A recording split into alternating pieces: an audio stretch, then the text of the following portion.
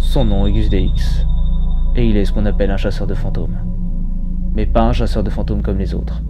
Il se déplace seul, avec son matériel, sans accompagnateur et sans équipe technique, et se rend dans des lieux censés être le théâtre de phénomènes paranormaux. Des lieux qui abriteraient des esprits, des poltergeists, ou encore des démons. Qu'il s'agisse de légendes, de faits avérés ou de superstitions, que vous ayez l'habitude de le suivre ou que vous ne vous êtes pas encore lancé dans ces aventures, et si on parlait de Gus DX?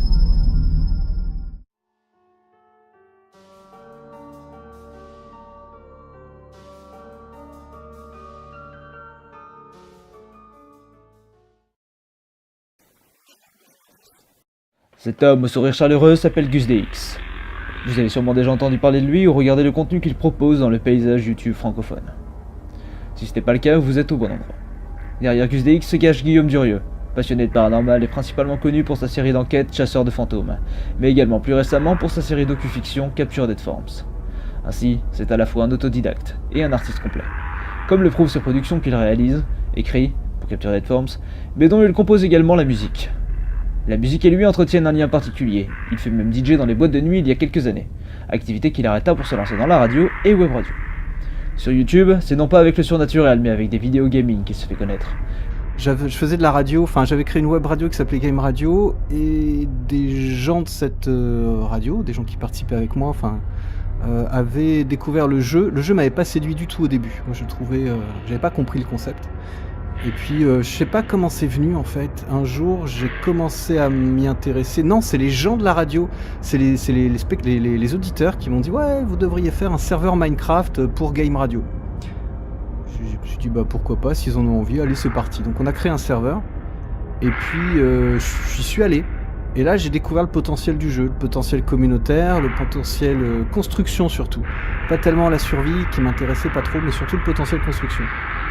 Et j'ai proposé qu'on crée une ville Game Radio, la ville de la radio la web radio que j'avais créée, avec un studio de radio à l'intérieur, et de faire en sorte en fait qu'il y ait un aspect vidéo, c'est-à-dire qu'en fait non seulement tu avais l'audio comme là actuellement avec toi, mais parce que là on enregistre que la voix, pour ceux qui savent pas comment ça marche, mais et à côté de ça, en même temps les gens venaient sur le serveur et se regroupaient autour de moi. Il y avait Bob Lennon avec moi à l'époque, on faisait ça, on animait ça un peu tous les deux avec quelques autres personnes, et en fait on avait donc des spectateurs autour de nous, et on a fait ça pendant presque plus d'un an. Et à côté de ça, j'ai découvert les vidéos de Fanta comme tout le monde, et c'est horrible parce que finalement je commence à dire comme tout le monde, tout le monde dit ça finalement, mais bref. Les vidéos de Fanta comme tout le monde, avec l'aspect survie qui m'avait complètement échappé, et je trouvais ça énorme. Et donc j'ai commencé à jouer un peu en survie, mais pour moi, tu vois, j'avais créé ma petite maison en haut d'une montagne, en solo total, voilà. Et puis donc petit à petit, Game Radio est devenu c'était comment on avait appelé ça, merde, ça remonte quand même déjà, Gaming TV, parce que justement l'aspect vidéo avait vraiment pris le pas, c'est-à-dire qu'en fait les gens suivaient ça en live sur Twitch, et on créait des décors à chaque émission, des gros décors assez magistrales avec des gros events à la fin massifs. On se retrouvait avec 200 players, 200 joueurs sur Minecraft à faire des courses dans la neige, à se battre dans un décor de Star Wars, à survivre dans une ville infestée de zombies. Et tout ça avec moi, Bob et d'autres, et c'était juste énorme. Et on a fait ça pendant longtemps, et donc c'est devenu Gaming TV parce que je me rendais compte que la radio c'est bien, mais que cet aspect Minecraft était juste énorme. Voilà, et puis à côté de ça, j'ai créé ma chaîne YouTube, j'ai commencé à faire diverses choses dessus. Notamment avec des séries comme Zoocraft, Under Z ou Beyond Minecraft. Et c'est grâce à cette dernière que se concrétise son envie de toujours qui ne cessait de grandir, la chasse aux fantômes. Réalisé au départ parce qu'il ne se croyait pas capable de tenter l'expérience dans le monde réel, Beyond Minecraft lui apporte alors l'expérience et le courage nécessaires pour se lancer dans l'aventure.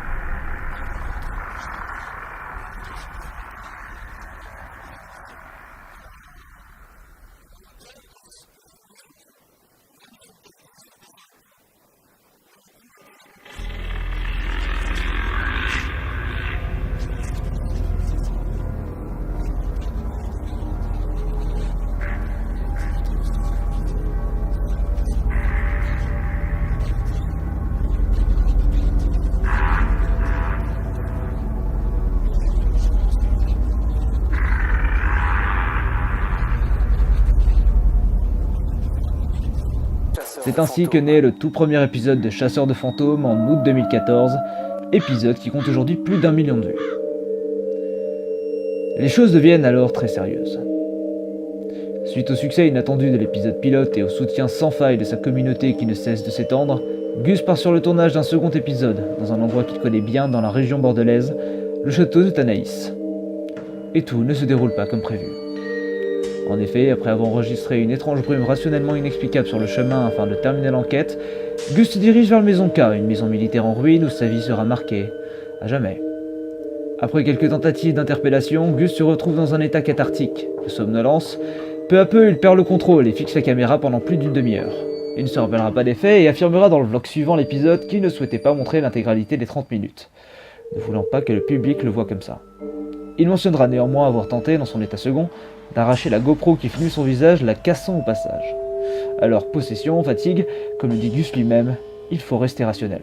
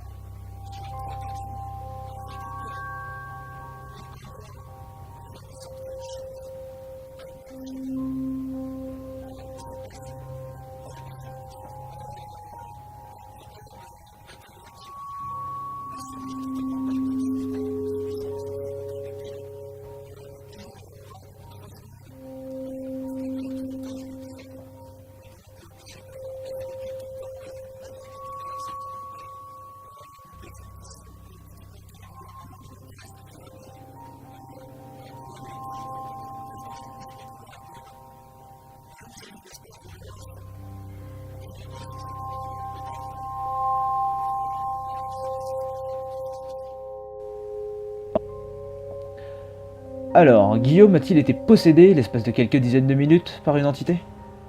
Nous ne saurons probablement jamais la réponse à cette question.